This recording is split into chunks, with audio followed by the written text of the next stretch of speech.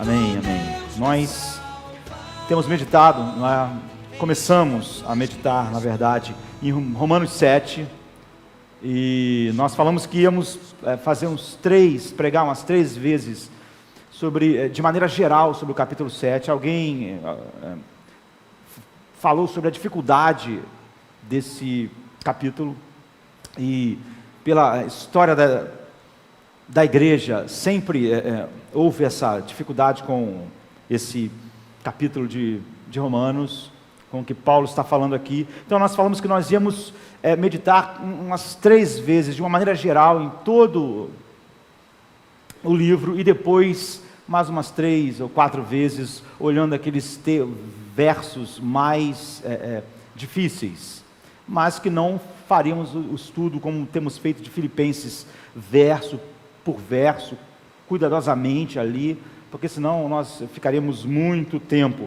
mas nós temos plano de fazer isso. Nós queremos olhar de maneira geral e depois de maneira pontual alguns versos, e com isso olhar as doutrinas essenciais que aparecem aí, justificação, regeneração, santificação, as doutrinas da salvação. Então, nós já meditamos um domingo a respeito disso, e nós vimos que o início, até o verso 6, na verdade, ele está falando sobre a relação da lei,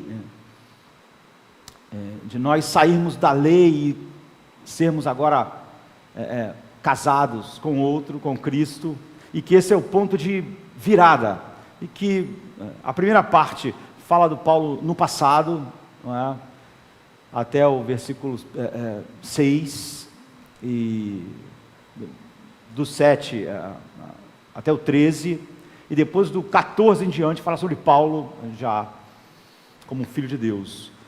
E como ele fala coisas difíceis, mesmo depois que é regenerado, muitas pessoas sempre tiveram dificuldade de pensar se na segunda parte ele está falando como se ele ainda fosse do seu passado, e isso nós vimos que não. Então o texto diz assim: porque bem sabemos que a lei é espiritual, mas eu sou carnal, vendido sob pecado. Eu estou lendo a partir do 14, Romanos 7, 14 em diante. Nós podíamos ler tudo, mas nós já fizemos isso no outro domingo.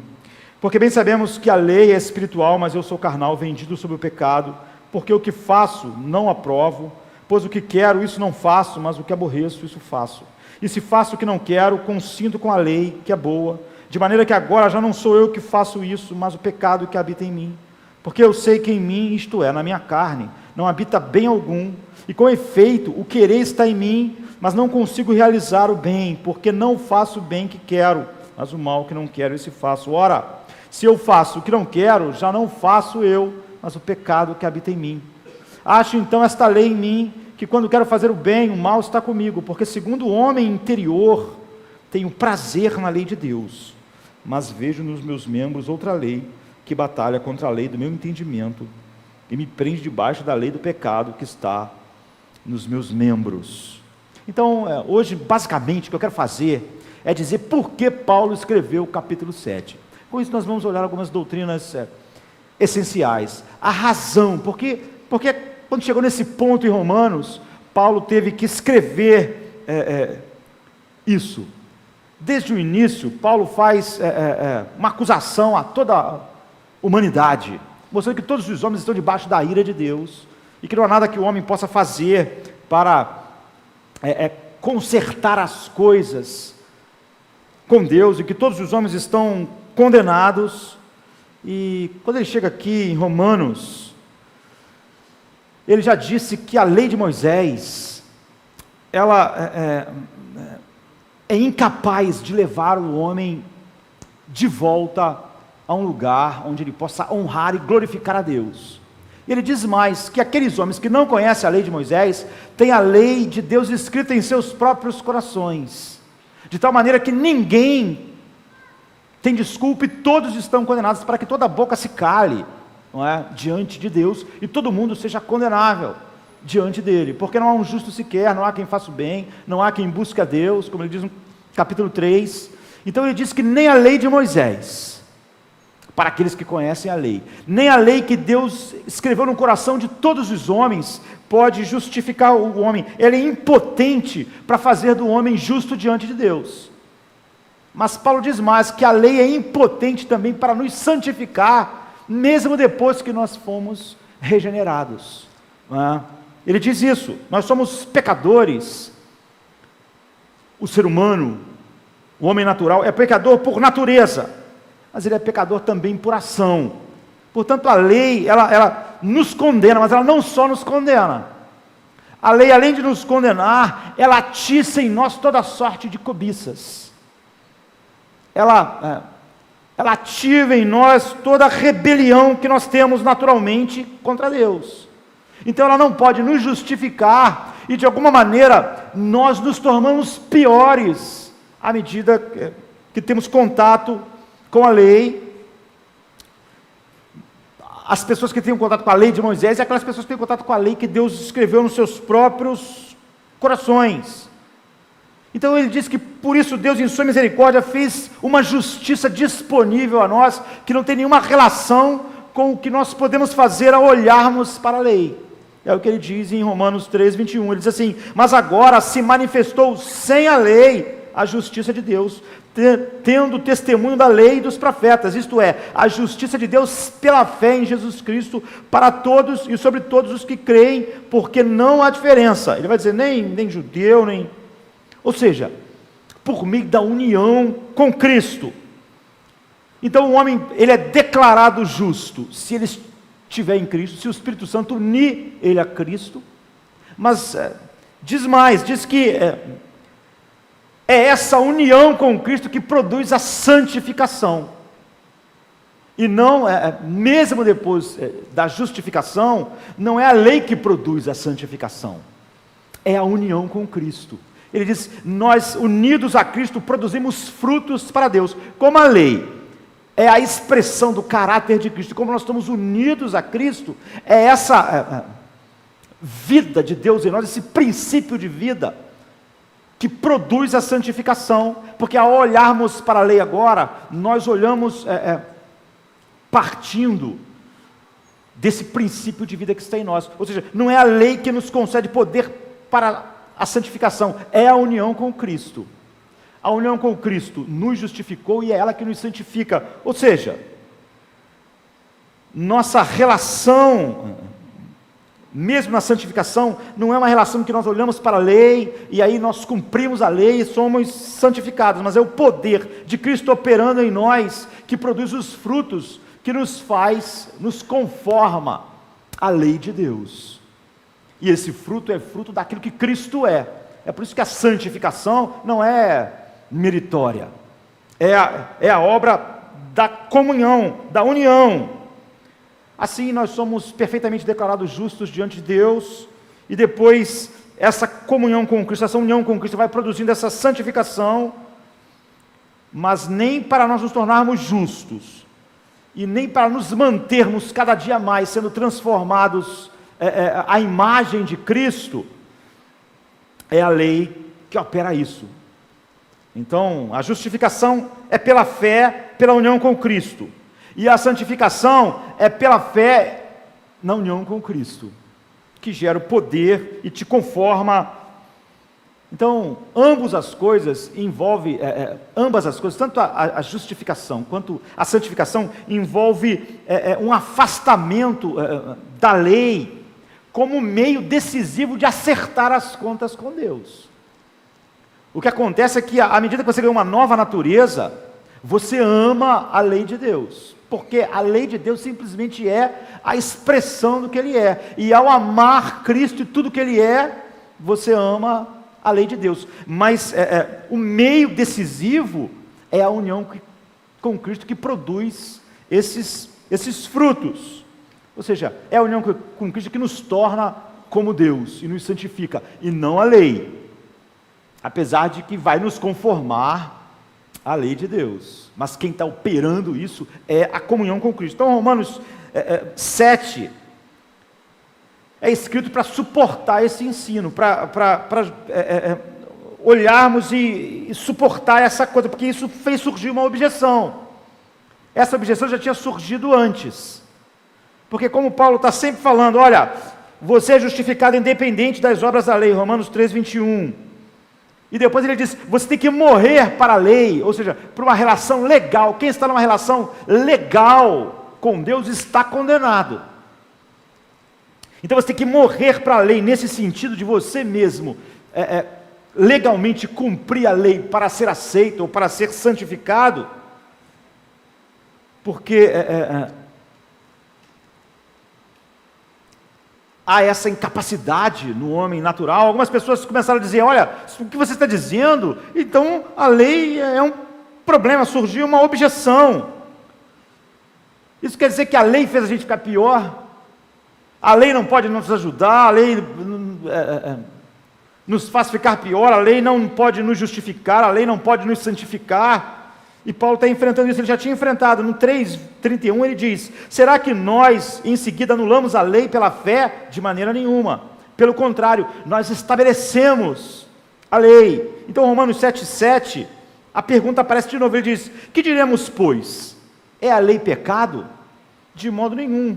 Mas eu não conheci o pecado senão pela lei, porque eu não conheceria a concupiscência se a lei não dissesse, não cobiçarás. No versículo 13 ele pergunta de novo, logo tornou-se o bom em morte? De modo nenhum. Mas o pecado, para que se mostrasse pecado, operou em mim a morte pelo bem, a fim de que pelo mandamento o pecado se fizesse excessivamente maligno. Ou seja, Paulo está respondendo a essa objeção. Paulo, você está dizendo que a lei de Deus é venenosa, que a lei de Deus nos piora, que a lei de Deus... Se isso for verdade, Paulo, a sua doutrina não pode estar certa. Essa é a questão que Paulo está defendendo. Ele está dizendo, não. O capítulo 7 é escrito para mostrar isso. A doutrina da justificação pela fé. E a doutrina da santificação pela fé não mostra nada de ruim na lei. A lei é justa, santa e boa, mas o homem é totalmente mau. Esse é o ponto. Ela é impotente para justificar e para santificar, não porque há um problema nela, não porque haja nada mortal nela, mas porque eu sou pecador, e porque o meu pecado é mortal, e porque há uma maldade incurável em mim. A lei que é boa e justa, só faz isso ficar mais claro e evidente. Por isso, essa objeção à doutrina da justificação pela fé e santificação pela fé cai pelo chão. Não é um problema da lei. O problema é o homem. O problema era, a lei deixa clara a total falência do ser humano. Então é essa gloriosa verdade do Evangelho que Paulo levanta e mostra aqui. Então semana passada não, 2 semanas atrás, semana passada foi o carnaval, não é? Nós vimos o versículo 7 ao 13, que é a batalha que nós não podemos vencer, que é o homem natural. A lei vai lá e condena o homem. E depois nós vimos do 14 ao 25, a batalha que nós não podemos perder. Nós vimos que a partir daí o apóstolo Paulo começa a falar no passado, no presente. Antes ele vem falando no passado, da batalha que o homem não podia ganhar. A partir do 14 ele começa a falar sobre o homem regenerado, a batalha que existe, mas que o homem regenerado não pode perder, por causa da sua união com Cristo. A mesma união que justificou o homem, está santificando. E essa união com Cristo, esse mistério da união da igreja com Cristo, não é? Dando-lhe nova natureza, faz ele agora enfrentar uma batalha ainda, mas uma batalha que ele não pode perder. E de 1 a 6 é o ponto de virada. Foi isso que nós vimos, e nós começamos a conversar a respeito de uma obra de Robert Louis Stevenson, não é? Que é O Médico e o Monstro, Dr. Jekyll e Mr. Hyde. As pessoas que estavam aqui lembram, nós falamos, é um livro não muito longo, 80 páginas, e é um livro terrível. Foi escrito em 1886, quando ele foi lançado, e é evidente quando a gente lê o livro, que o livro foi inspirado no capítulo 7 de Romanos, e nós vimos como Stevenson, ele não compreendeu todo o capítulo, não é? Ele não entendeu a batalha que nós não podemos perder, que ainda existe, a partir do 14, mas ele entendeu a condição do ser humano de maneira profunda e retratou aqui nessa obra, metade dela. Então ele nasceu em 1850, morreu em 1894, e ele escreveu essa obra, ele escreveu outras obras famosas, foi um dos maiores escritores do século XIX, e nós sabemos que Dr. Jekyll, ele criou uma poção nessa obra, como nós vimos, que ele percebia que nele havia dois eus, assim, um que se inclinava para algumas coisas boas e um que se inclinava totalmente para tudo que era mal. E ele achava que você nunca poderia viver uma vida plena, porque esses dois eus, na verdade nós temos um eu só, mas é assim que parece, não é? Um homem dividido. É assim que o capítulo 7 de Romanos começa a mostrar o homem. Ele diz, o homem não pode ser totalmente feliz, porque o seu eu, que quer fazer as coisas certas, vamos dizer assim, ele está sempre sendo tentado pelo mal, porque dentro dele há um mal que tenta ele fazer coisas que ele mesmo sabe que é errado, como Paulo diz em Romanos 1, de todos os homens. E ao mesmo tempo essa parte má quer fazer as coisas, sabe, de maneira egoísta, o que dá prazer, mas essa outra parte fica perturbando a consciência, atrapalhando o homem, o mal a se divertir e o bom a viver de uma maneira assim, que condiz com o que ele queria. E ele faz então a poção, ele chama isso de química metafísica, que divide os dois eus nele, por isso que é o médico e o monstro. Então o Dr. Jekyll é um homem respeitável, um cara assim importante na sociedade, e agora ele consegue dividir isso, o Mr. Hyde, que é a sua parte má, da parte, entre aspas, boas. E nós vemos que na primeira vez que ele toma a poção, ele diz assim, eu me conheci pela primeira vez. Ao primeiro sopro desta nova vida, quando ele se tornou totalmente Mr. Hyde, Mr. Hyde, ele diz, de uma maldade completa, ele define a maldade completa como totalmente egocêntrico, ou seja, pensando totalmente em si mesmo, em seus prazeres. Ele diz, eu descobri quando tomei pela primeira vez a poção, que nesse sopro de vida, que eu era muito mais mal e perverso, 10 vezes mais mal e perverso do que eu podia imaginar. Eu era vendido como um escravo ao meu mal original, ao meu pecado original. Ele usa exatamente as palavras de Paulo em Romanos 7, vendido sob pecado, não é? E nós vimos que ele era de uma família cristã reformada, e é claro que ele tira isso do capítulo do versículo 14 do 7, sabemos que a lei é espiritual, eu contudo não sou, pois fui vendido como escravo ao pecado. Essas são exatamente as palavras que ele usa. Então ele se inspirou totalmente nesse capítulo, e essa passagem é a inspiração principal.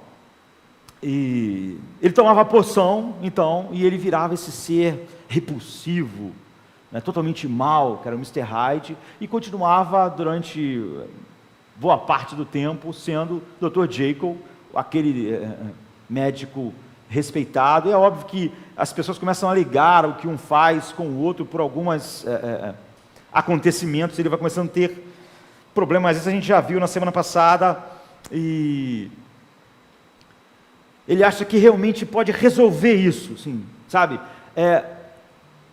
O lado bom dele superar o problema da culpa, e o lado mal não sentir culpa nenhuma em fazer tudo o que achar melhor. Então ele bebe a poção, se divide, isso vai acontecendo várias vezes, mas ele descobre que o lado mal era muito mais mal e perverso do que ele podia imaginar. E chega uma hora que alguém morre, que alguém é morto. Então ele pensa, eu não quero mais. Eu não pensava que havia tanta maldade. Então ele para de tomar a poção. Ele fala, nunca mais vou tomar. E ele fica então 3 meses sem tomar a poção. E quando ele fica 3 meses sem tomar a poção, um dia ele está numa praça sentado, e de repente ele olha, e ele se transformou no Mr. Hyde sem ter tomado a poção. Esse é o ponto de virada, assim, do centro gravitacional da obra de Stevenson. Porque antes ele era o Dr. Jekyll, e ele tomava poção para virar Mr. Hyde. Mas agora, a partir desse momento, que ele está na praça olhando assim, e de repente ele se vê, olha, e ele é Mr. Hyde, ele se transformou sem tomar a poção. A partir desse momento há um ponto assim de virada. Ele tem que tomar a poção para virar o Dr. Jekyll. Ele descobre nessa hora que não só o mal era muito maior do que ele imaginava, mas a partir desse momento de viragem, ele descobre que o mal é muito mais poderoso do que ele imaginava. Que esse mal é incontrolável. Que é esse mal que controla, e não aquilo que ele achava bom. Então, o Mr. Hyde agora é que está no controle absoluto.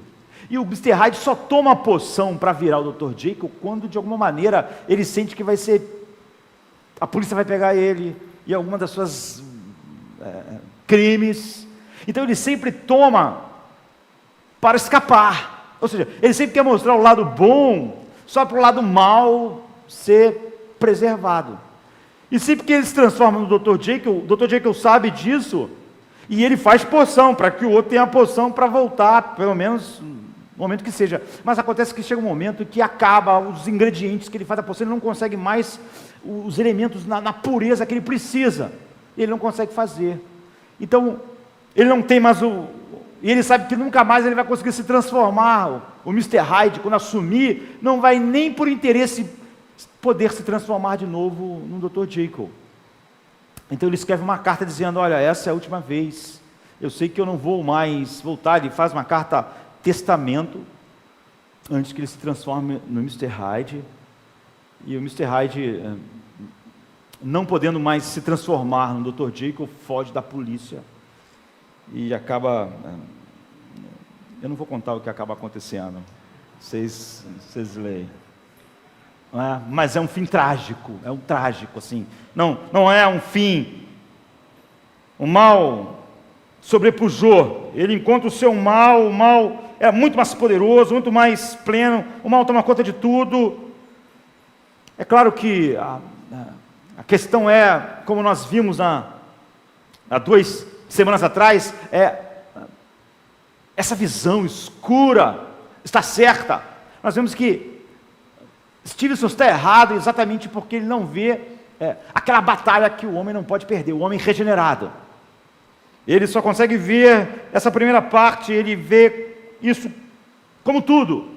Mas eu quero dizer que ele tem uma visão muito mais clara, onde ele está errado, não é? Apesar de estar errado na segunda parte, ele tem uma visão muito mais clara do ser humano do que a igreja dos nossos dias.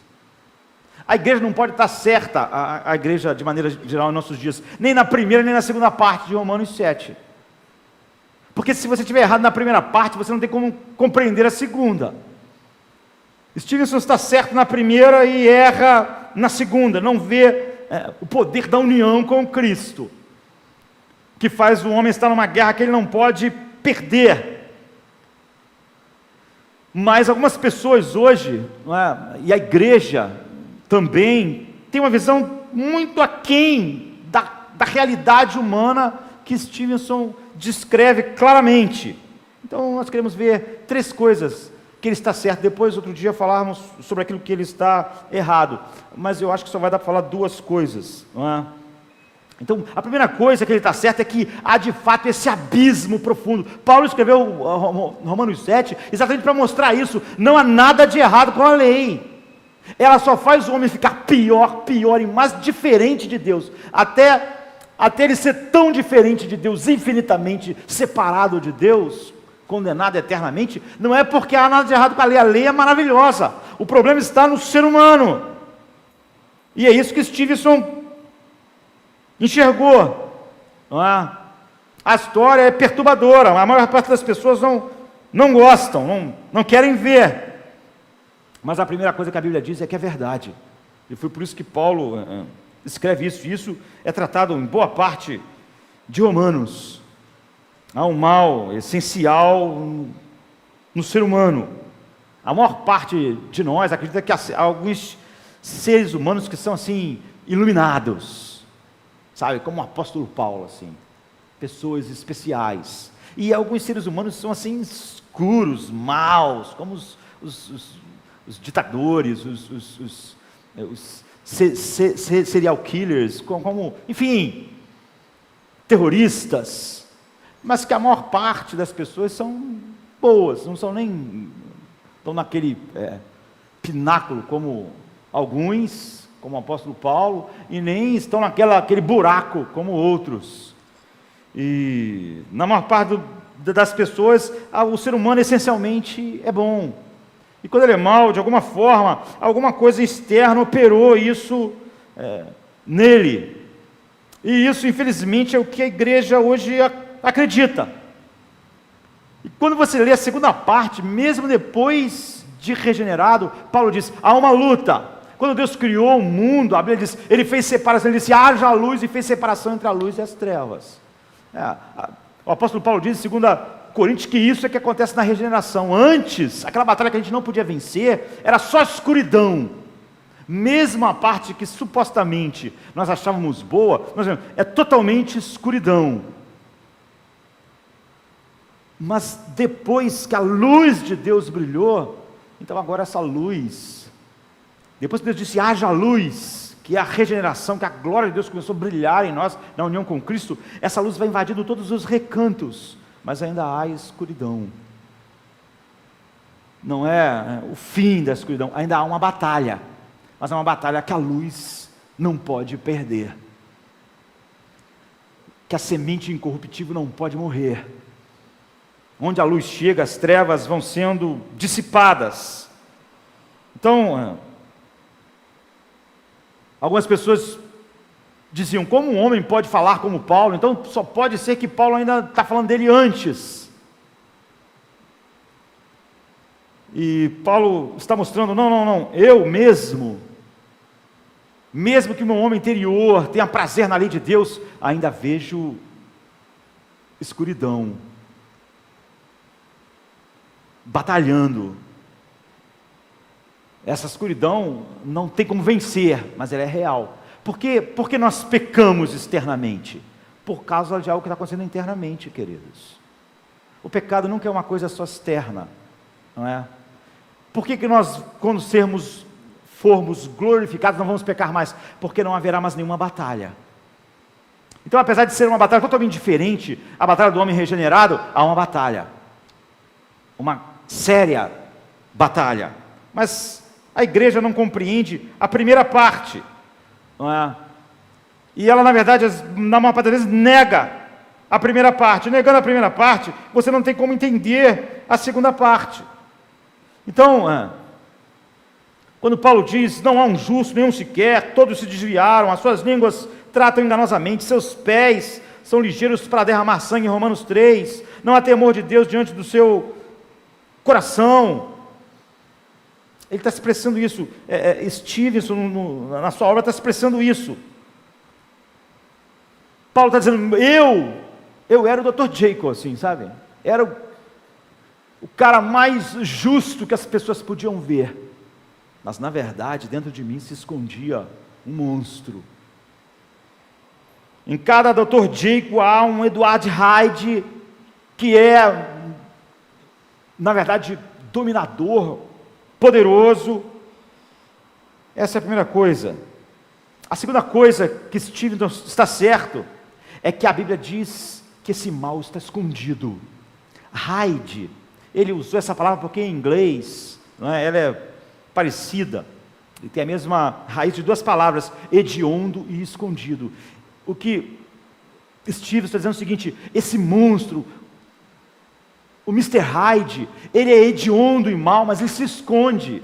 Só a poção revelou ele. E quando ele se revela, ele é muito mais mau e ele é totalmente dominante. Então ele é hediondo e se esconde. Ele está certo. É exatamente por isso que o homem está sob o domínio e ao mesmo tempo o homem tem ilusões de bondade dentro de si. Então, você vê que nesses dois primeiros pontos, ele está corretíssimo. E a igreja da nossa geração não está. É que nós temos dificuldade com a segunda parte de Romanos 7. Nós temos dificuldade com Romanos 7 inteiro. E nós não compreendemos, o evangelicalismo moderno não expressa o que a primeira parte de Romanos 7 diz. Salmo 36, 9 diz: na tua luz nós vemos a luz. Nós não temos como, você não pega uma vela para procurar o sol.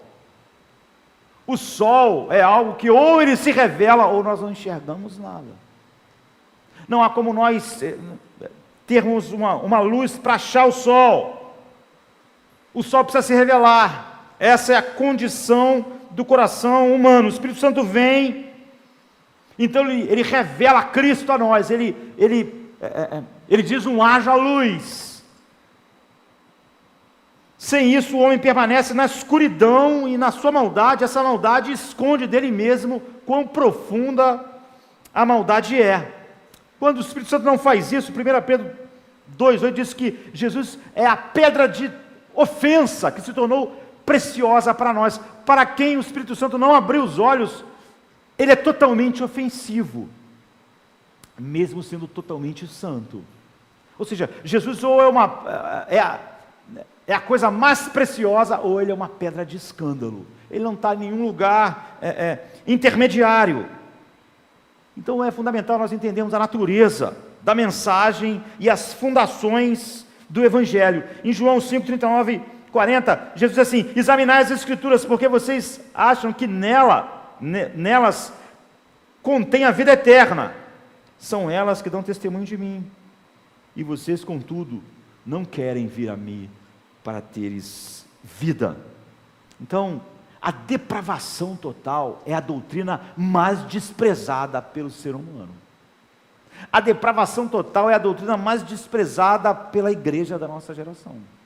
Ela sempre encontrou uma tremenda dificuldade. Jesus diz assim em João 6, 44, ninguém pode vir a mim se o Pai que me enviou não o trouxer. Essa é a doutrina mais desprezada da Bíblia. Um número incontável de pessoas que se dizem cristãs, eles não aceitam isso. Eles têm uma visão muito mais rosa, cor-de-rosa, do ser humano, do que Stevenson mostra em seu livro. Ele compreendeu essa verdade muito mais profundamente do que a maioria das pessoas que se dizem cristãs em nosso tempo. No entanto, essa doutrina é distintivamente uma doutrina cristã. Só o cristianismo tem essa doutrina e nada mais. Ela é única. Ela diz que o ser humano não tem nenhuma contribuição para fazer em sua redenção. Todas as outras religiões dizem que o ser humano tem algo para fazer que pode justificá-lo diante de Deus e fazer ele merecer algo diante de Deus. A única que diz o oposto é o cristianismo. E é óbvio que, olhando para dentro de nós, para o nosso mundo, essa é a única doutrina que nós podemos ver na prática, acontecendo cada dia quando nós abrimos o jornal, e quando olhamos para dentro de nós mesmos, ou para nossos filhinhos. Então, essa doutrina é distintivamente cristã. Ela separa o cristianismo de todas as religiões, de todas as filosofias. A ideia de que o ser humano é lá no fundo inerentemente bom, junta todas as religiões no mesmo pacote, junta até o ateísmo no mesmo pacote. Essa doutrina, então, ela coloca o cristianismo só. Todas as outras colocam o ser humano baseado numa noção de que ele tem uma justiça que ele pode adquirir através de obras. Em sua essência, é que as pessoas são suficientemente boas para merecer serem, no mínimo, salvas por Deus. Ou, no mínimo, contribuir de alguma forma com a sua própria salvação. Ou que, no mínimo, todo ser humano tem lá no fundo uma bondade que, se usada, pode fazer ele merecer o céu. Portanto, de uma forma ou de outra, todos os falsos sistemas religiosos ensinam que a redenção, todas as religiões, todas ensinam que a redenção depende da capacidade humana, de uma capacidade que o homem tem de trabalhar essas coisas boas que existem na alma humana, usar a sua força de vontade, usar o seu livre-arbítrio. Então há uma autoexpiação no ser humano, através da sua suposta bondade que o faz poder agir assim, merecer isso. Então, todas as religiões estão obrigatoriamente comprometidas em negar a depravação total do homem, porque à medida que o ser humano é totalmente depravado, todas as outras religiões não têm mais nada para dizer. Nem o humanismo, nem o ateísmo. Eles têm que negar firmemente todas as religiões que o ser humano é totalmente depravado. Essa é uma doutrina distintamente cristã. Mas, infelizmente, a igreja cristã da nossa geração afirma a mesma coisa que o mundo, que o ser humano não é totalmente mau e depravado, que há ainda algo bom no ser humano, que ele pode contribuir com algo para a sua... Essa é uma das características que o Stevenson queria mostrar, que o Mr. Hyde, ele se esconde, ele não é só hediondo, ele se esconde, foi a poção que revelou ele. Então, praticamente todo pecador é convencido de que ele lá no fundo é fundamentalmente bom, ou pelo menos ele não é tão ruim que mereça a condenação, ou ele não é tão ruim como outras pessoas que ele conhece. Casualmente, todo homem diz: eu não sou perfeito, mas quando ele diz isso, ele já está querendo dizer: eu não sou perfeito, mas há muitas coisas boas em mim, eu admito que há alguns defeitos, eu admito que me falta perfeição. Eles não podem ver todo o mal no seu mal, porque o mal deles, do ser humano, do homem natural, ele justifica de alguma forma, e ele não pode ver mal nenhum no seu bem. No seu bem ele não vê mal nenhum, ele não tem capacidade de ver qualquer mal no Dr. Jekyll, que na verdade ele não é nenhuma característica dominante do ser humano. Ele não pode ver, que dirá se ele tem dificuldade de ver o próprio Mr. Hyde, o seu mal, ele consegue de alguma maneira justificar. Imagina ver o mal em seu bem. Então, especialmente o ser humano não reconhece nenhum mal na sua religião. Ele acha que isso é bom, está vendo? Essa parte religiosa minha é uma parte boa, uma parte que quer algo espiritual. Ele não pode admitir que ele é incuravelmente mau, incuravelmente hostil a Deus e totalmente incapaz de fazer o bem verdadeiro. Ele é incapaz disso. As pessoas vão para quase todo argumentação ilógica para obscurecer o papel da sua própria depravação. E a igreja dos nossos dias, ela faz isso, ela tem dificuldades enormes, porque ela não consegue entender o passo inicial, que dirá entender que depois tudo aquilo que procede quando o Espírito Santo age num homem assim. Então muitas pessoas reivindicam, não é? Invocar o nome de Deus Pai, de Cristo, e amá-lo, quando na verdade detestam Deus. E nós estamos falando só do mundo, não. Eles podem de fato sentir ter um sentimento, um carinho, algo sentimental por algo que eles chamam Deus, mas é só um Deus que é adequado às suas preferências, um Deus imaginário. O Deus que diz: você é totalmente mau, é uma pedra de tropeço. É algo. Então muita gente vai dizer assim: eu não posso aceitar um Deus, está vendo? Ele não pode. E que Deus que ele pode aceitar? O que ele inventa. Eu posso conceber um Deus, eu só posso amar um Deus assim, é verdade. Um Deus que você inventa. Todo ser humano é incapaz de amar Deus como ele se revelou, como ele é. Ele não pode amar Deus do Velho e do Novo Testamento. Ele pode amar um outro Deus.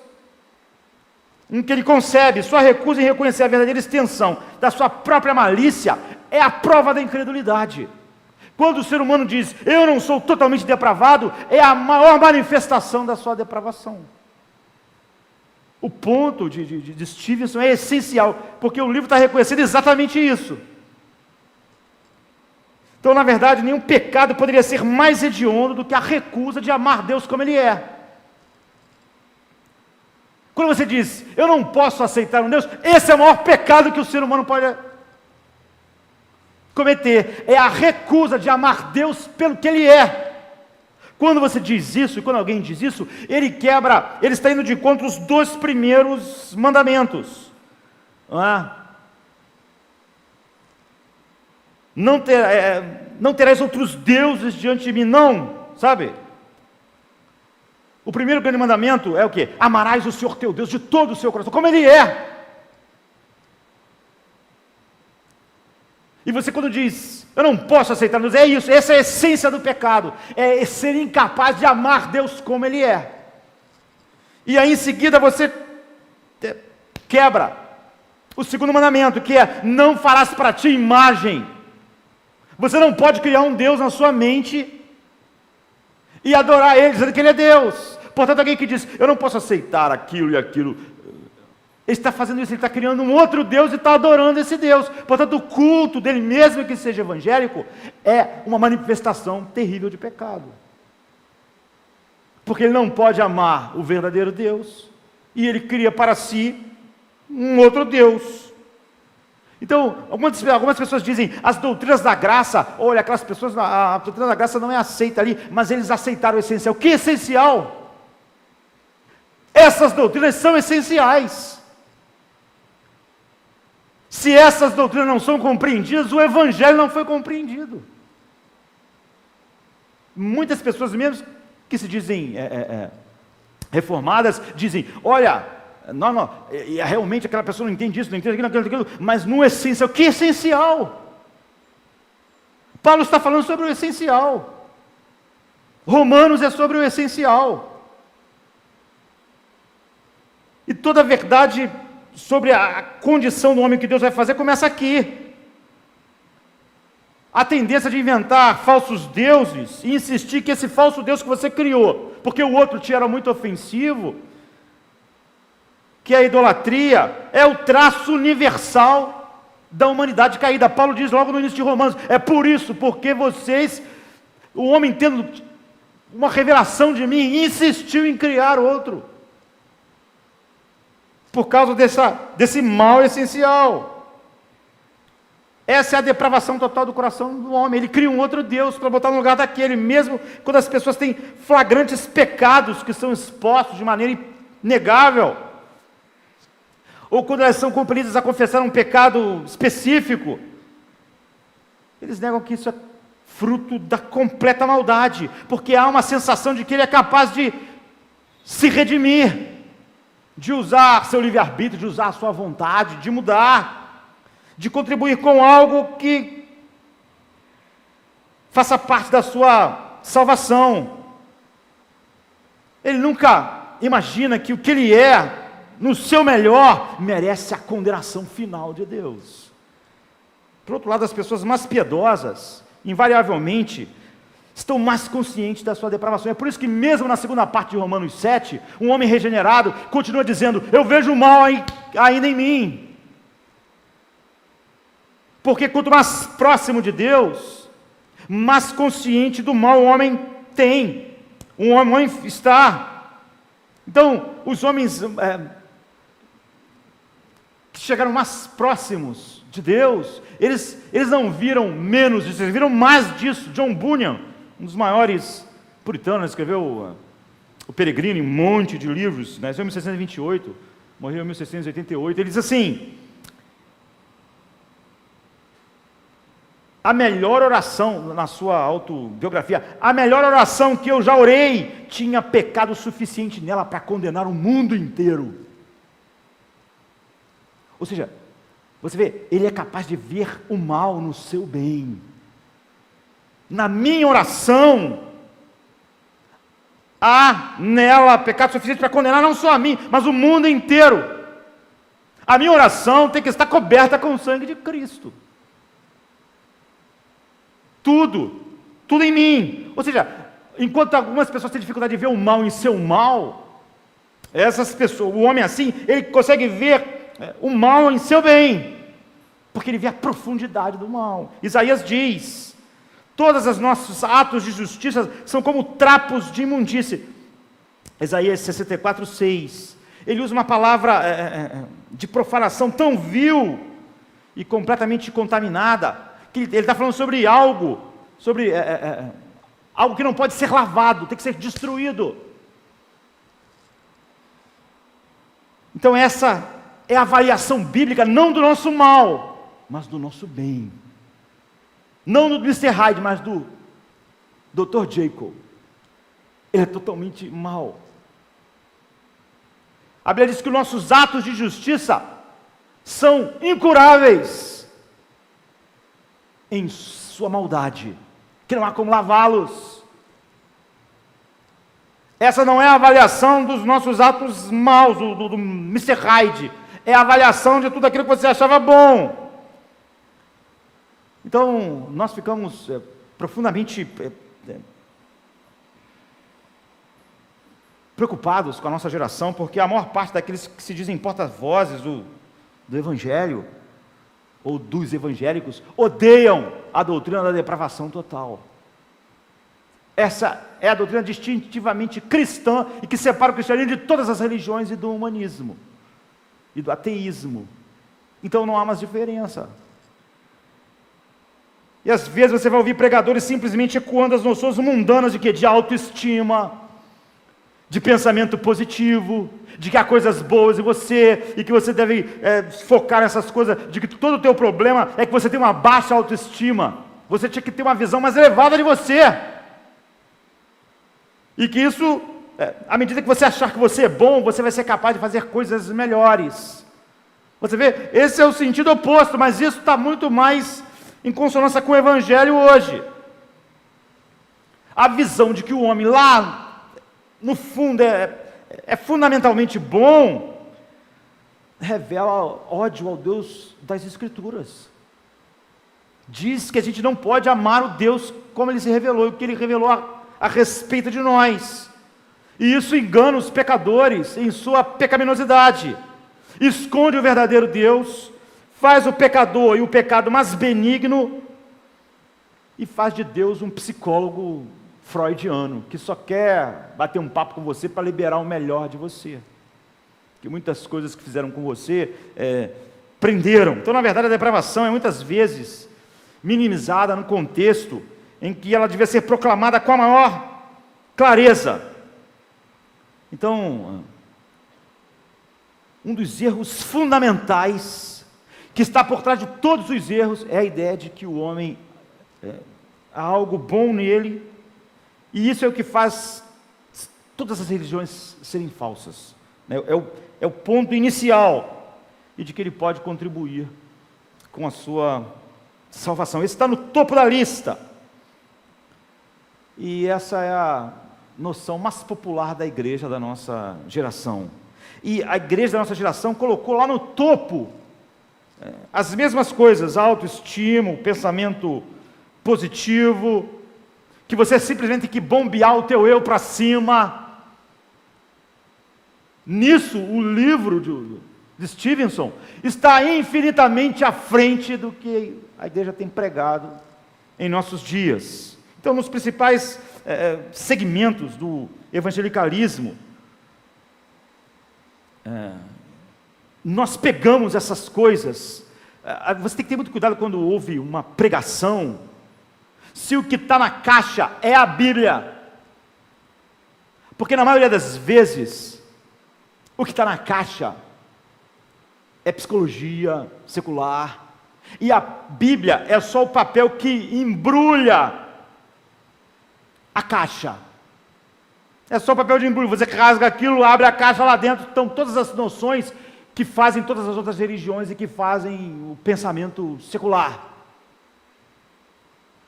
Mas dentro da caixa não está a Bíblia. A Bíblia é só um embrulho para aquilo ficar com cara evangélica. Então esse não é um problema menor. Esse não é, alguém quando diz assim, olha, mas no essencial, que essencial? Esse é o ponto essencial. Se isso cai, tudo vai cair junto. Se você minimizar a doutrina da depravação total dos homens, você se torna inimigo da cruz. A cruz se torna uma monstruosidade. O inferno se torna uma monstruosidade. A ira de Deus sobre Cristo se torna uma monstruosidade. Tudo, tudo. Então, para você compreender todos os outros componentes doutrinários da salvação, você tem que compreender esse. A dificuldade em compreender todas as doutrinas da salvação é porque esse primeiro ponto não é compreendido. E é inútil realmente você querer entender o resto se esse não foi entendido. Esse derruba todo o resto. Aí alguém vai dizer para você que no essencial nós concordamos. No que é essencial que nós concordamos? Essas são as doutrinas da salvação. Uma vez que você compreenda o significado da depravação total do homem, todos os outros grandes princípios da graça e da redenção são entendidos automaticamente. Acima de tudo, você vai ver a realidade da depravação humana, você vai compreender tudo aquilo que Cristo teve que fazer, e que a salvação de um homem transcende a todo tipo de manipulação que você pode fazer. A igreja hoje, ela vive de manipulações, porque ela acredita que o ser humano não é totalmente depravado. Então manipulação funciona para que alguém se converta, para que alguém mude, mas é só porque ela negou a primeira. Então a doutrina da depravação total honra totalmente e completamente o Deus que se revelou nas Escrituras e não deixa nenhuma honra para o homem. Se isso incomoda alguém, é evidência de que o seu coração não foi mudado. Ele está no mesmo ponto que todas as outras religiões estão.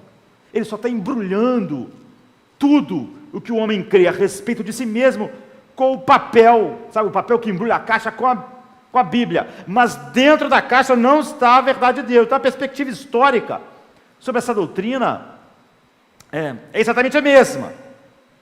Quem entrou no mundo evangélico há pouco tempo pode pensar que quando você fala das doutrinas da graça, começando com a doutrina da depravação, você está se deparando com algo novo, porque a noção de livre-arbítrio humano é tão popular no mundo e na igreja, que as pessoas hoje, quando ouvem sobre a doutrina da depravação total, elas pensam que isso é que é novo, que isso é que é algo estranho que está adentrando. Eles assumem que a ideia do livre-arbítrio do homem, sua capacidade de se apropriar da sua salvação, ou seja, que ele tem algo bom, que pode realmente fazer a melhor escolha, a escolha boa, e isso salvar a sua vida e ele contribuir de alguma forma, é tão comumente apresentado como evangelho, que parece que a depravação total é que é algo novo, quando na verdade ela é aquilo que a Bíblia ensina em toda ela, e ela sempre fez parte da ortodoxia cristã desde o início. Não foi inventada pelos reformadores, Lutero, Calvino. Além de ser tudo que a Bíblia diz, nunca houve um grande problema a respeito disso, até que apareceu Pelágio e atacou no V século essa doutrina. E a doutrina da depravação depois foi muitas vezes eclipsada pelos escolásticos medievais, até que a igreja teve o impulso da reforma. Então, Pelágio dizia que o ser humano era totalmente capaz de escolher Deus ou pecado, e que ele era totalmente livre, que se ele quisesse obedecer a Deus, era só uma questão de vontade. É o oposto do que Paulo está dizendo, que a lei só faz o homem se tornar pior, que ele olha para a lei e ela desperta nele todo tipo de cobiças. Pelágio não concordava com isso, ele denunciou uma oração de Agostinho nas Confissões, que ele disse que Deus pode exigir o que quiser, contanto que Deus capacite o homem para obedecer. Porque se Deus não capacitar, é inviável. Então, Pelágio viu a oração de Agostinho como algo que ia de encontro a essa liberdade humana. E o seu discípulo mais vocal, Celestius, trabalhou essa posição insustentável de afirmar que a natureza humana não foi desativada nela nada a partir do pecado, que ela não herdou o pecado de Adão, que ela é exatamente igual a Adão antes de pecar. Que o homem peca porque quer, se ele quisesse ele parava de pecar. Celeste então vocalizou isso e eles insistiram que cada pessoa tem a perfeita liberdade de vontade como Adão tinha. Então, se nós pecamos, segundo eles, é puramente por escolha, mas não por uma corrupção ou por uma incapacidade. Aquilo que Stevenson conseguiu mostrar de maneira assustadora em seu livro, é aquilo que a Bíblia mostra em todo lugar e que Paulo está mostrando aqui. Com efeito, eles negaram a doutrina do pecado original, ou seja, de que em Adão todos nós caímos. E junto com isso, o pelagianismo negou a doutrina da depravação total. Ele foi formalmente denunciado pelo Concílio de Éfeso em 431 Anno Domini, não é? E isso foi colocado como heresia, mas o princípio do pelagianismo nunca morreu. Ele continuou. Ele permaneceu na igreja. E algumas pessoas começaram a dizer que, tudo bem, o ser humano perdeu, não é igual a Adão, mas ficou nele um livre-arbítrio suficiente para fazer o primeiro movimento em direção a Deus. E é isso que decide. Nesse ponto, segundo eles, a graça de Deus é dada a todas as pessoas, todo mundo. Uma graça proveniente. E cada um, todos os seres humanos recebem essa graça. E o ser humano faz uso dela ou não como ele quiser. Se ele quiser, ele faz. Se ele não quiser, o que faz ele querer ou não é ele mesmo. Então você vê, o pecador é colocado num banco do motorista e faz da escolha humana a determinação final da salvação. Esse ponto de vista é conhecido como semi-pelagianismo. A ideia de que a depravação é real, mas ela não é total. Ela afeta o ser humano assim, mas todos os seres humanos ganharam a possibilidade, uma graça que deixa todo mundo capaz de querer ou não Deus. E o que faz a pessoa querer? Ninguém sabe, o próprio ser humano. O que é melhor escolhe Deus, o que é pior não escolhe. Você tem que colocar o ser humano como o ponto final. Então a salvação, a graça salvadora, então, é só uma resposta de Deus ao que você fez. A graça não é a causa da tua salvação. A causa é a sua escolha. E a graça é só a resposta. Então, a causa eficiente da salvação é você, não é Deus. Ele só responde. Mas o semi-pelagianismo também foi denunciado na história da igreja, no Concílio de Orange, em 529. E depois, quando chegou na época da Reforma, Lutero escreveu O Cativeiro da Vontade exatamente contra isso, que a Igreja Católica é semi-pelagiana, contra Erasmo, que era um humanista e que falou pela Igreja Católica, exatamente defendendo o livre-arbítrio do homem, baseado no semi-pelagianismo. Mas todos os reformadores, junto com Agostinho, junto com a Bíblia, John Wycliffe, John Hus, Tyndale, Calvino, por exemplo, defende essa verdade bíblica no primeiro ponto das Institutas, em 1536, quando é lançado. É o primeiro ponto, isso é essencial. Lutero, ele diz, a minha obra mais importante é o Cativeiro da Vontade. Esse é o grande brado lá da Reforma. A Confissão de Fé de Westminster, 1647, diz, o homem, por seu estado caído do pecado, já perdeu totalmente todo o poder da vontade quanto a qualquer bem espiritual que acompanhe a salvação. Você vai encontrar isso na Confissão Belga de 1561, nos 39 artigos da Igreja Anglicana, 1563, na Confissão Batista de Londres, de 1644, é uma doutrina histórica, ela não é só bíblica. Sempre que o Evangelho voltou, sempre que houve uma reforma, as doutrinas bíblicas voltavam. Então a verdade bíblica em relação à depravação total do ser humano é expressa claramente. Então os reformadores, nenhuma dessas confissões, nem Agostinho, estavam trazendo nada novo, como agora também não. Mas é o que parece, por causa de que essa doutrina, que é aquilo que distingue o cristianismo de todas as outras coisas, fazendo um diagnóstico correto da queda humana e da salvação tão somente pela graça de Deus,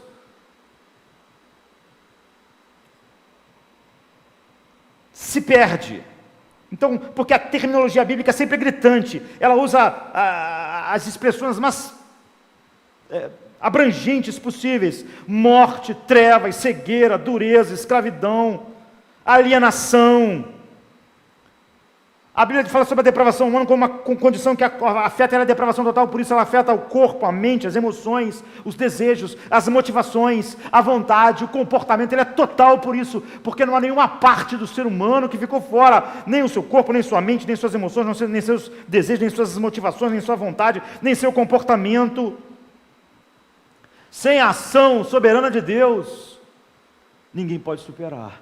Foi isso que o Dr. Jekyll descobriu. É isso que o médico, o monstro, fala. Essa é a primeira parte do que Paulo está... E Paulo escreveu Romanos 7 para falar a respeito disso. Porque alguém disse: olha, então tem uma coisa errada com a lei, já que todo mundo é condenado por ela. Quando ela aparece, a gente fica pior. Paulo está dizendo: não, vocês não entenderam. O ser humano é totalmente mau, de forma que a lei é justa, santa e boa. E quando ele vê essa lei, ele só se torna pior. Quando ela diz para o ser humano: não cobiçarás, aí ele cobiça. O problema não é a lei. O problema é o homem. Essa é a razão por que ele está escrevendo isso. A igreja perdeu essa razão. Se Stevenson não entendeu todo o capítulo, a igreja hoje perdeu o ponto essencial. E muitas pessoas dizem: olha, mas no essencial nós estamos falando. Que essencial? Sem isso, o cristianismo é como todas as outras religiões. Ele é igual ao humanismo. Então, grande parte da estratégia evangélica atual é identificar o que as pessoas desejam e depois dizer que Deus vai dar aquilo que elas já desejam. Por que eles fazem isso? Por causa do sempre-pelagianismo. Porque eles acreditam que se o homem quiser, ele pode escolher Jesus. Então, se o homem quiser, ele pode escolher Jesus. Qualquer coisa que eu use como isca vale. Dinheiro, sexo, qualquer coisa que faça ele tomar uma decisão.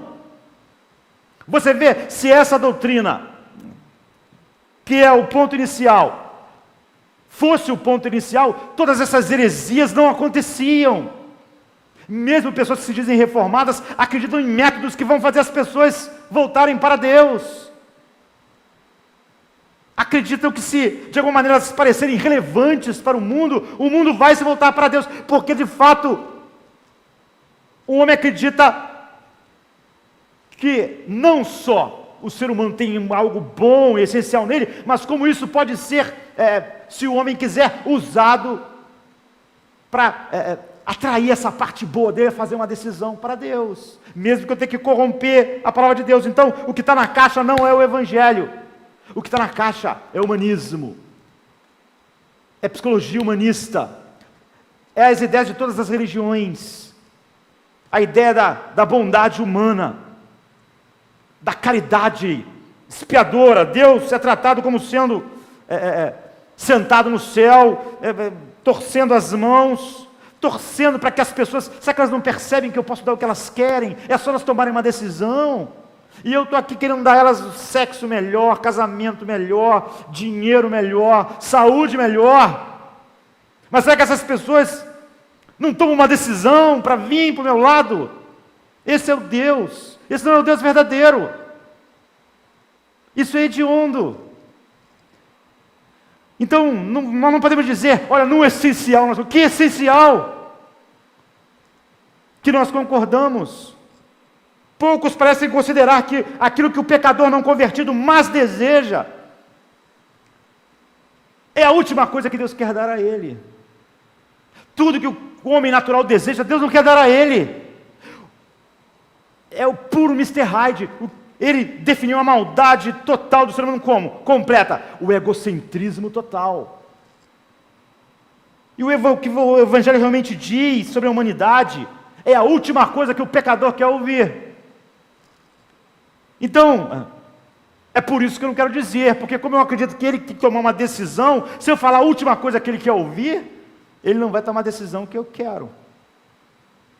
Você vê, não acreditar nessa doutrina essencial estraga tudo. Se eu acreditar que ele realmente nunca vai querer o que Deus quer, eu tenho que depender dele ouvir a verdade do Espírito Santo fazer uma obra nele. Então, os textos na Bíblia são chocantes. Nosso tempo se foi, né?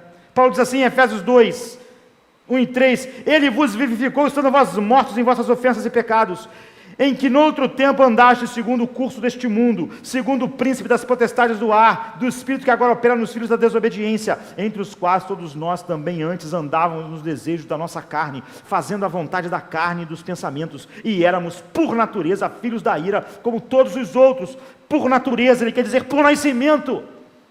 Nós nascemos filhos da ira, nascemos debaixo da ira de Deus, herdamos uma natureza corrupta que odeia Deus. É óbvio que nós não odiamos o Deus que nós podemos inventar. Nós podemos dizer, esse Deus, pastor, eu não gosto, mas o Deus que é todo amor, o Deus que é assim, o Deus que me vê algo bom em mim, eu posso aceitar. Você acabou de inventá-lo. É isso que é o pecado essencial. Deus diz, criaram um outro Deus, criaram uma imagem, e se adoram esse Deus, adoram Ele. Isso é o pecado, isso não é religiosidade, isso não mostra a bondade humana, isso mostra a maldade humana no seu ápice. Dizer, eu sou incapaz de adorar e amar o Deus da Bíblia, o Deus como Ele se revelou, mas eu sou capaz de adorar e amar um Deus que eu inventei. E é isso que eu estou fazendo aqui nesse domingo. Isso é maldade, isso é pecado, isso é hediondo, isso não é culto. Isso é quebrar o primeiro mandamento, isso é quebrar o segundo mandamento, é quebrar o grande mandamento, amarás o Senhor teu Deus, como Ele é. Então Paulo diz assim em Romanos 5,12, por um só homem entrou o pecado no mundo, e pelo pecado a morte, assim também a morte passou a todos os homens, porque todos pecaram nele. É isso, essa é a descrição, nós somos pecadores por natureza, desde o nascimento. É por isso que você não tem que ensinar o seu filho a mentir, a desobedecer. É por isso que eles já sabem fazer isso. É por isso que nós temos que ensinar o oposto aos nossos filhinhos.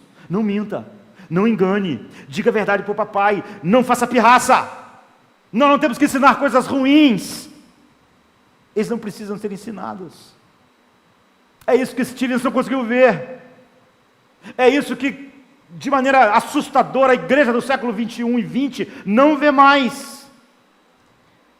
A condição humana é um profundo estado de depravação impulsionado pela concupiscência. Além de haver esse profundo estado de depravação, há uma concupiscência que impulsiona o ser humano. 1 João 2,16 diz, a concupiscência da carne, a concupiscência dos olhos, a soberba da vida, é isso que impulsiona. Se alguma coisa pode mudar o ser humano, tem que ser a graça que vem de fora, invade o ser humano, externa, que não depende em nada do ser humano, porque o ser humano não tem nada para contribuir. É por isso que toda a glória é dada a Deus. Então Efésios 2, 4 e 5 diz, mas Deus, que é riquíssimo em misericórdia, pelo seu muito amor com que nos amou, estando nós ainda mortos em nossas ofensas, nos vivificou juntamente com Cristo, pela graça sois salvos. É um milagre. Quando ele descreve como nós éramos, como o incrédulo é, ele diz assim em Efésios 4, 18, entenebrecidos no entendimento, separados da vida de Deus pela ignorância que há neles, pela dureza do seu coração, os quais, havendo perdido todo o sentimento, se entregaram à dissolução, para com avidez cometerem toda sorte de impureza e pecados. A condição do homem natural, como Stevenson viu, o Mr. Hyde assumir o controle, ele ser muito mais, não só mal do que ele imaginava, mas muito mais poderoso, é a condição normal do ser humano. Colossenses 2,13 diz, e quanto E quando vós estáveis mortos nos pecados e na incircuncisão da vossa carne, Ele vos vivificou juntamente com Cristo, perdoando-vos todas as vossas ofensas, havendo riscado a cédula que era contra nós nas suas ordenanças, na lei, a qual de alguma maneira nos era contrária. A lei nunca era a nosso favor, e atirou do meio de nós, cravando-a na cruz. Não houve faísca residual em nós. É análogo à ressurreição de Lázaro. Não é que todos os defuntos naquele cemitério tinham o poder de ouvir a voz de Jesus e sair. Não é isso. Não é? Todos estavam mortos. Não havia nada para cooperar nem em Lázaro, nem nos outros defuntos. Não é que todos os defuntos do cemitério ouviram a voz de Jesus e só Lázaro pensou, eu vou querer ir. E os outros defuntos pensaram, eu não quero ir. Não, Jesus disse, Lázaro, sai para fora. Ele estava tão morto quanto os outros, e os outros estavam na sua morte. Então não houve uma faísca em Lázaro que contribuiu, e todos os outros também receberam uma graça de ouvir a voz de Jesus, mas quiseram ficar na sepultura. Sem o Cristo vivo, Lázaro estava tão indefeso como todos os cadáveres do cemitério naquele dia. Nós somos uma raça de Lázaros. Essa é a verdade fundamental. Se alguém disser, eu não posso concordar com a depravação total, mas no essencial nós cremos. Que essencial? Acabou o Evangelho. Nós só temos agora a Bíblia embrulhando uma caixa, mas dentro dela está a mesma coisa que está nas outras religiões, a mesma coisa que está no humanismo, a mesma coisa que está na psicologia moderna, a mesma coisa. E é por isso que hoje em dia é pregada a mesma coisa mesmo. Autoestima, as mesmas verdades, entre aspas, do mundo. Então, também é uma verdade que permeia a Escritura, não é? Que há alguns textos que as pessoas não conectam a isso. João 1, 12, 13, Jesus está explicando, não é? Em João, uma conversa com um fariseu que achava que o ser humano podia ser santo diante de Deus. É a essência do fariseu. Paulo era um fariseu, Nicodemos também é. Os quais não nasceram do sangue, nem da vontade da carne, nem da vontade do homem, mas de Deus. Ou seja, ninguém nasce nesse mundo filho de Deus. A ideia de que há uma fraternidade universal não existe na Bíblia, apesar das pessoas gostarem disso. Não há, os seres humanos não são filhos de Deus. Todo mundo nasce sem ser filho de Deus. Isso é precisamente o que Jesus tentou explicar a Nicodemos. Nicodemos parecia ser só um Dr. Jekyll. Não existia uma cara feia aparecendo, sabe, o Mr. Hyde. Então, ele diz assim em João 3,3, em verdade vos digo que se alguém não nascer de novo, não pode ver o reino de Deus. Não é que alguém vê o reino de Deus, aí decide se vai nascer de novo. Não, está dizendo o seguinte, se alguém não nascer de novo, ele não pode nem ver o reino de Deus. A ideia da graça preveniente de que todo mundo vê o reino de Deus, aí ganha uma luz para ver o reino de Deus, depois um escolhe querer o reino de Deus, outro não escolhe. Não, Jesus está dizendo, olha, em verdade eu vos digo que ninguém, se não nascer de novo, se primeiro não for regenerado, não pode ver o reino de Deus. Nicodemos capta a mensagem de Jesus. Ele diz, então como um homem pode, sendo velho, nascer de novo? Ele percebe, o que tu está dizendo é impossível. O que muitos hoje não conseguem entender, um fariseu conseguiu entender. Ele entende, um ser humano não tem a capacidade de trazer a luz a si mesmo. Se é um novo nascimento, então, como isso é possível? Essa compreensão foi difícil para Nicodemos, como é difícil para a igreja hoje. Ele estava conversando diretamente com Cristo. Na verdade, Nicodemos era um fariseu. E a doutrina da depravação total era totalmente ofensiva para um fariseu. Porque um fariseu era como Paulo que diz em Filipenses, segundo a justiça que há na lei, eu era irrepreensível. Antes de eu entender, eu achava realmente isso. Os homens olhavam para mim e achavam, eles só viam um Dr. Jekyll, bom em mim. Até que um dia eu olhei e vi a realidade do não cobiçarás e vi, olha, a clareza. Então Jesus diz assim, em verdade vos digo que se alguém não nascer da água e do Espírito, Jesus está fazendo uma referência a Ezequiel 36, 25 a 27, que fala sobre a limpeza espiritual e a regeneração, ele não pode entrar no reino de Deus. Ele é nascido da carne, é carne, o que é nascido do Espírito é Espírito. Então Jesus diz assim, não se surpreenda de eu ter que te dizer que você tem que nascer de novo. porque era surpreendente para Nicodemos, porque essa doutrina era terrível. Ele diz assim no versículo 9, como pode ser isso? Então quando ele diz, como pode ser isso? Jesus dá a resposta a resposta é totalmente enigmática, porque hoje a gente ia dizer para Nicodemos assim, você faz o seguinte, levanta a mão e faz uma oração comigo. Você crê? Então, okay, então faz uma oração. Pronto, você já... Por que Jesus não fez isso? Quando Nicodemos pergunta, como é isso? Como é isso? Jesus diz assim, o vento sopra onde quer, e ouves a sua voz, mas não sabes de onde vem, nem para onde vai. Assim é todo aquele que é nascido do Espírito. Que tipo de resposta é essa? O que Jesus estava fazendo? Hoje Jesus seria completamente repreendido por nós. Jesus está dizendo para ele o seguinte, o nascimento espiritual não depende de você, depende do Espírito Santo. O Espírito sopra onde quer. Você vê os efeitos, mas você não produz o vento. A salvação é uma obra divina, Nicodemos. Carne só produz carne, os mortos não podem ter vida, o Espírito Santo é quem dá vida. E você só pode ver o resultado do vento, assim que você vê. Você não pode produzir um novo nascimento, mas você pode ver os efeitos quando o Espírito Santo produz. Você vê se a igreja hoje acreditasse nisso, nunca nós acharíamos que precisava de um culto de jovem para jovem se converter, de algo que atrai o jovem, algo que atrai o velho, algo que atrai quem quer dinheiro, algo que atrai quem quer um casamento bom. Nós só acreditamos nisso porque nós não acreditamos que o vento sopra onde quer. Porque nós não acreditamos na depravação total do homem. Nós temos problema para entender a primeira parte de Romanos 7. E a razão pela qual Romanos 7 foi escrita para mostrar, não há problemas na lei de Deus. O homem é totalmente mau, de tal maneira que aquilo que é santo faz ele ficar mais mal e não bom. Ele depende de outra coisa. Então em João 5,21 Jesus diz, pois assim como o Pai ressuscita os mortos e os vivifica, assim também o Filho vivifica a quem Ele quiser. Você vê, não é? Então você repita uma oração. Ele está dizendo o Pai, o Filho, o Espírito sopra onde quer, o Pai vivifica quem Ele quer, e o Filho dá a vida a quem Ele quiser. Essa é a doutrina bíblica. Essa é a causa eficiente. A causa eficiente da salvação é o Pai, o Filho e o Espírito Santo. Talvez, em nenhum outro lugar, Jesus é mais claro quando ele diz assim, em João 6,44, ninguém pode vir a mim se o Pai que me enviou não o trouxer. Agora, a boa notícia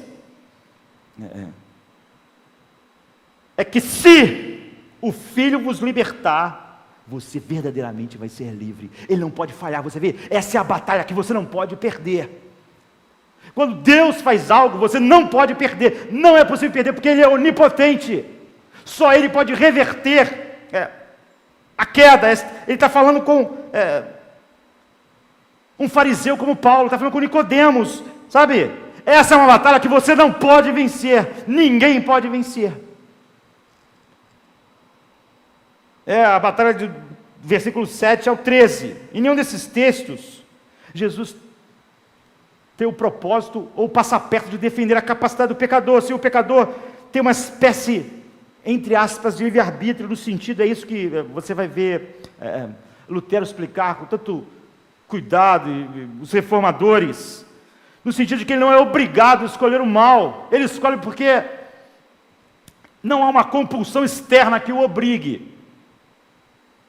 Ou seja, ele escolhe o mal porque ele não é capaz de desejar o bem. E essa é a profundidade da depravação. Não é só que ele é incapaz de fazer o que é bom, ele é incapaz de desejar o que é bom. Quando a lei diz algo, ele deseja o oposto. Ele não pode desejar o que é bom. E essa é a profundidade. Então Lutero esclareceu no Cativeiro da Vontade que o pecador sempre vai escolher de acordo com seus desejos mais fortes. É isso que Stevens estava mostrando. O Hyde é, na verdade, o ser dominador que se esconde. Em outras palavras, suas escolhas é o que Lutero tentou ensinar no seu livro. É o que Jesus está ensinando a Nicodemos. É o que Paulo está ensinando. As suas escolhas não determinam o estado do seu coração. O estado do seu coração determinam as suas escolhas. E como é o coração do homem? É mau. Jesus diz assim do coração do homem, Mateus 7, 21, 23, porque do interior do coração dos homens saem os maus pensamentos, os adultérios, as fornicações, os homicídios, os furtos, a avareza, o amor ao dinheiro, as maldades, o engano, a dissolução, a inveja, a blasfêmia, o orgulho, a soberba, a loucura. Todos esses males procedem de dentro do homem. O que Jesus está dizendo, o que Lutero estava dizendo, o que todos os reformadores, junto com todos os apóstolos, dizem, é que o homem escolhe segundo o estado do seu coração. Ele não muda o seu coração pelas suas escolhas, é o oposto, é o coração que determina as suas escolhas. Então Jesus diz, por que o mundo é assim? Porque do interior do homem saem adultérios, fornicações, homicídios, furtos, avareza, maldade, engano, amor ao dinheiro, dissolução, inveja, blasfêmia, soberba, loucura, tudo. Aqui está o resumo do Antigo Testamento sobre a mesma verdade, em Jeremias 17, 9, o coração é mais enganoso do que todas as coisas. É o que está dizendo, o coração, o homem sempre escolhe segundo o seu coração, ou seja, não é a escolha tua que define como é o seu coração, é o seu coração que define as suas escolhas. É por isso que Jesus diz, olha, se o homem não nascer de novo, enganoso é o coração acima de todas as coisas. Jeremias diz, pode o etíope mudar a sua pele, o leopardo mudar as suas manchas, assim também não pode o homem. Ou seja, isso é só uma metáfora. Por quê? Porque a cor do leopardo e do etíope não é um mal moral, mas o pecado é. Mas é tudo imutável, além da ação divina. Então, junto com o coração, como é a mente do homem, por isso que a depravação é total. A Bíblia diz assim em Romanos 8, 7 e 8, porquanto a inclinação da carne é inimizade contra Deus, pois não está sujeita à lei de Deus, nem na verdade pode ser, portanto os que estão na carne, ou seja, não regenerados, não podem agradar a Deus. Como o ser humano poderia ser a causa eficiente da sua própria salvação? Então o pecador é incapaz de ver beleza no que Deus mostra no Evangelho. 1 Coríntios 2,14 diz, o homem natural não aceita as coisas do Espírito de Deus, porque eles são loucura, ele não pode entender, porque isso se discerne espiritualmente. A verdade, o apóstolo Paulo diz em 1 Coríntios 12, 13, que ninguém pode dizer, Jesus é o Senhor, se não for pelo Espírito Santo de Deus. Não pode. Você pode criar um Deus, um Jesus, que se encaixe. Ou seja, isso é o pecado hediondo da idolatria. Infelizmente, 2 Coríntios 4,4 diz assim, o Deus desse século cegou o entendimento dos incrédulos para que não vejam a luz do Evangelho da glória de Cristo, que é a imagem de Deus. O que pode resolver isso? Paulo diz assim em 2 Coríntios 4,5, porque nós não pregamos a nós mesmos, mas a Cristo Jesus o Senhor, e nós mesmos somos vossos servos por amor de Jesus. Eu queria dizer o seguinte, nós pregamos o Evangelho, ele é uma pedra de escândalo, é uma loucura. Mas por que a gente faz isso? Ele diz em 2 Coríntios 4, 6, porque Deus que disse que das trevas resplandecesse a luz, é quem resplandeceu em nossos corações para a iluminação do conhecimento da glória de Deus na face de Cristo. É esse milagre, o mesmo poder que Deus usou para criar um mundo, para criar um universo. O coração e a mente são totalmente capturadas naquilo que é chamado de depravação total. Então, Paulo escreveu o capítulo 7 para mostrar, não há nenhum problema com a lei, mas será que vocês não percebem o problema final do ser humano? Que a lei de Deus só o torna pior. A questão de fundo é essa, não há um justo sequer, não há ninguém que entenda, não há ninguém que busque a Deus. A soma é que o homem é mau, egoísta, ele é sem vontade e ele é incapaz, porque ele está morto. É óbvio que você vê os seres humanos serem diferentes, você vê alguns fazerem algumas coisas que você acha mais terrível que a outra, mas essa é a diferença entre um morto e outro morto. Deixa eu explicar. Se você pudesse olhar hoje, entrar numa sala, né, enfim, onde tivesse várias pessoas mortas, você pode achar a diferença entre elas. Uma pode ter acabado de morrer, está ali, parece até está dormindo, como diz alguns. Um morreu ontem, um morreu há uma semana, um morreu outro mês. Está fedendo tanto o que morreu há 2 semanas que você não pode entrar na sala. Eles parecem diferentes, mas estão mortos. Não há diferença entre eles. Aquele que não está fedendo ainda não está menos morto do que aquele fedor horrível. Estão mortos. A diferença é essa, sabe? Entre a filha de Jairo, que tinha acabado de morrer, ainda estava na cama. Jesus chegou lá e mandou: menina, levante. E o filho da viúva de Naim, que já estava sendo levado para o enterro, certamente a cara dele já não estava igual da menina. Ou Lázaro, 4 dias mortos, fedendo. Mas qual é a diferença essencial entre eles, queridos? Nenhum, estão mortos. Essa é uma questão de tempo. É isso, o Mr. Hyde dominou e por fim não sobrou nada. Porque é isso, esse é um mal essencial. Então, nós vamos continuar. Essa é a razão pelo qual Paulo escreve isso, porque ele está dizendo: não há nenhum problema com a lei de Deus, mas vocês não veem o tamanho do problema no ser humano, a gravidade, a profundidade. As pessoas hoje, elas estão pregando e falando do evangelho que a Oprah Winfrey pode falar no seu programa. Quem vive agora com a Oprah é Rob Bell, que já foi um pastor de uma grande igreja nos Estados Unidos, emergente, começou a se desviar cada vez mais da verdade para ser relevante para a cultura, acabou abandonando tudo que ofendia o homem, abraçando só essa coisa assim: ame o seu próximo, dê uma coisa para ele, vamos nos amar e nos abraçar, ajude aquele que está precisando de mais alguma coisa, essa coisa que todo mundo, todas as religiões falam. Começou a negar as doutrinas essenciais. Depois de um certo tempo, Rob Bell escreveu um livro falando que todo mundo, por final, vai ser salvo, ou seja, universalista. Agora, Rob Bell, depois de um certo tempo, é a favor do casamento gay. E essa semana, junto com a Oprah, ele disse no programa dela,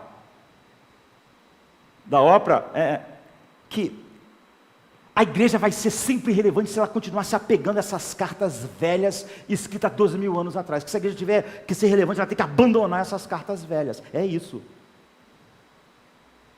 Pelo menos agora está havendo um pouco de honestidade. Quando as pessoas começam a negar essas doutrinas, elas continuam dizendo que é evangelho, mas não é mais. É só algo que está na caixa embrulhado com o papel da Bíblia. Pelo menos o Rob Bell agora está tirando todos os embrulhos e dizendo: é nisso que eu creio. Eu não creio no evangelho. É óbvio que um monte de gente vai gostar do que ele diz, porque agora o que ele diz é relevante para o mundo. A Oprah contratou ele agora está ficando milionário, porque ela se tornou riquíssima com o programa dela de anos, e depois ela comprou um canal, e agora ele é o queridinho da mídia, mas ele abandonou o evangelho. Ninguém diz: olha, isso aí, as pessoas podem não crer, mas no essencial nós temos. Que essencial? Que essencial? Nós vamos continuar olhando, de maneira geral, o capítulo 7, antes de entrarmos nos seus pontos particulares, que vai de novo trazer essas grandes doutrinas. Mas essa não é uma questão periférica. É sobre nós termos ou não termos o evangelho. E na primeira parte, o livro de Stevenson está muito mais claro do que é o evangelho, do que a igreja do século 20 e 21. Ele não entendeu, sabe, a guerra que a gente não pode perder. Mas a igreja da nossa geração não entendeu nada. Então o que ela prega, o que está na caixa, só está embrulhado com o papel da Bíblia.